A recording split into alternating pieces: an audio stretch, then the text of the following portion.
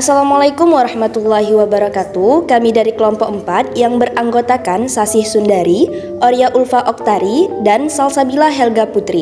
Di sini kami akan membuat video untuk memenuhi tugas akhir dari mata kuliah perilaku organisasi dengan materi kepribadian. Baiklah, selanjutnya akan disampaikan materi pertama oleh Salsabila Helga Putri. Baik, materi pertama yaitu kepribadian. Nah, pengertian dari kepribadian adalah jumlah total cara seseorang bereaksi dan berinteraksi dengan orang lain. Nah, dari kepribadian ini terdapat ciri-ciri kepribadian. Nah, pengertian dari ciri-ciri kepribadian ini adalah sebagai karakteristik abadi yang menggambarkan perilaku dari individu.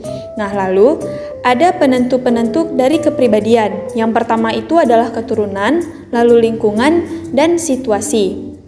Nah, selanjutnya ada indikator Types Myers-Briggs atau yang biasa kita kenal dengan MBTI. Nah, pengertian dari MBTI ini adalah tes kepribadian yang memanfaatkan 4 karakteristik dan mengklasifikasikan orang ke dalam satu dari 16 tipe kepribadian. Nah, dari MBTI ini terdapat tipe-tipe kepribadian. Yang pertama itu ada extrovert, introvert, penginderaan, intuitif, berpikir, perasaan, menilai, dan mempersepsi.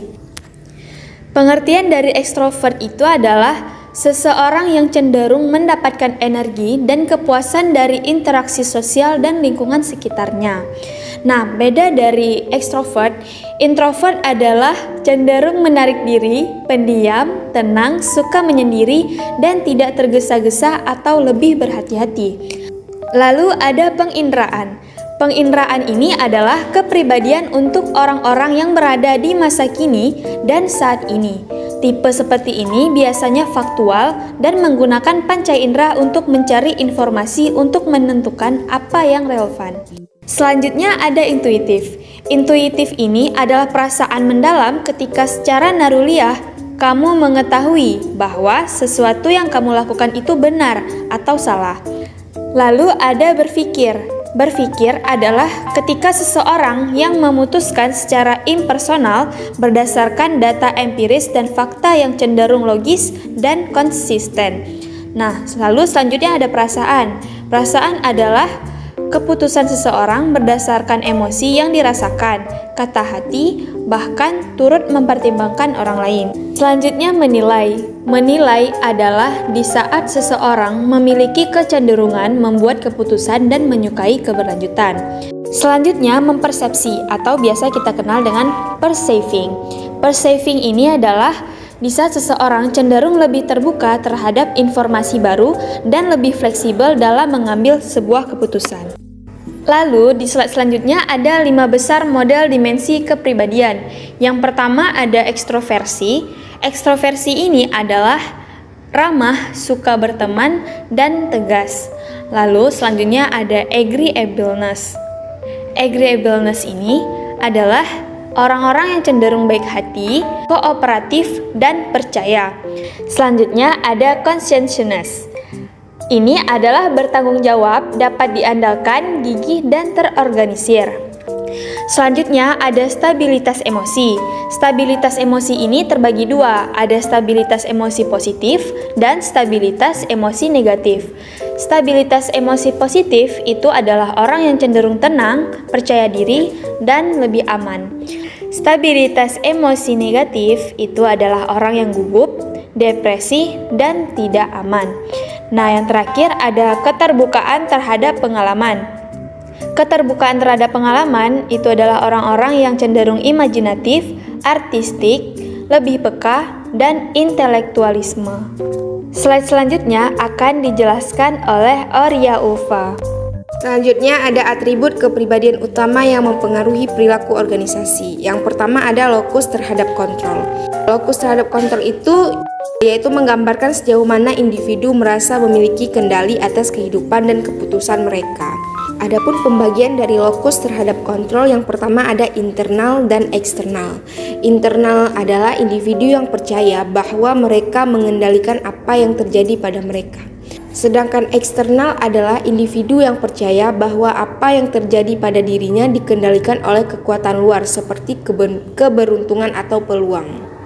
Selanjutnya ada Machiavellism, yaitu suatu bentuk kepribadian yang manipulatif, sejauh mana seseorang bersikap programatif, menjaga jarak emosional, dan percaya bahwa tujuan dapat menghalalkan segala cara. Adapun kondisi yang mendukung match tinggi, yang pertama ada interaksi langsung, peraturan dan regulasi yang minim, dan emosi mengalihkan perhatian orang lain. Adapun contoh dari Machiavellism ini yaitu individu yang tinggi dalam Machiavellism mungkin cenderung menggunakan strategi politik dan persepsi taktis untuk memajukan kepentingan mereka dalam konteks organisasi. Yang ketiga ada harga diri. Harga diri yaitu tingkat individu menyukai atau tidak menyukai dirinya sendiri.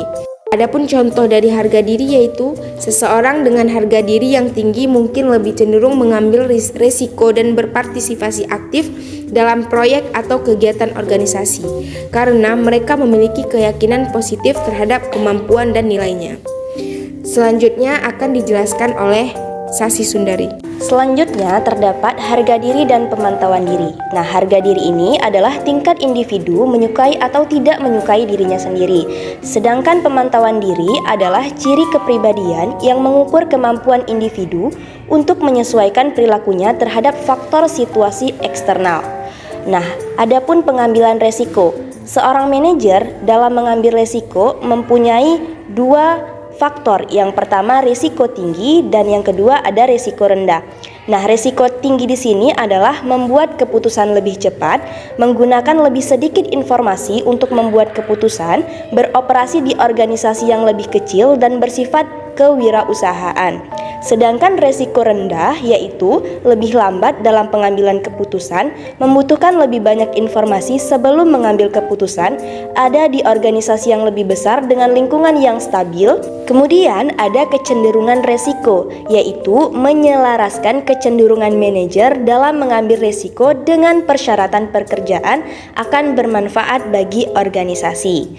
Dan yang terakhir ada tipe kepribadian. Nah, yang pertama ada kepribadian proaktif, mengidentifikasi peluang, menunjukkan inisiatif, mengambil tindakan dan bertahan hingga terjadi perubahan yang berarti.